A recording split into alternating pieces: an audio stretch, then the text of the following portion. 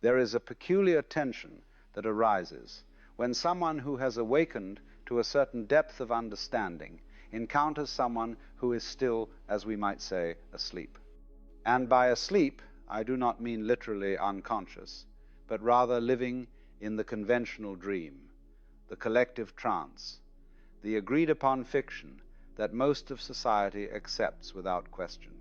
The person who is awake has seen through something fundamental, has recognized something essential, has had the veil lifted in some significant way.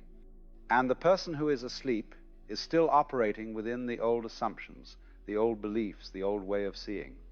When these two meet, something interesting happens, and it is rarely comfortable for either party. Let me describe first what occurs in the awakened person. There is, initially, often an impulse to share what has been seen, to communicate the realization, to help the other person see what is now so obvious. This comes from a genuine place of compassion, of wanting to relieve suffering, of recognizing that the other person is trapped in a prison they do not even know exists.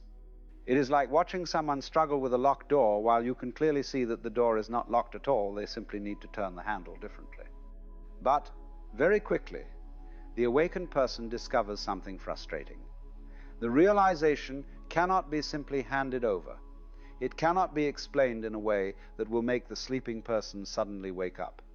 Because the sleeping person is not just lacking information, they are operating within an entire framework of understanding, an entire structure of perception that makes the awakened perspective literally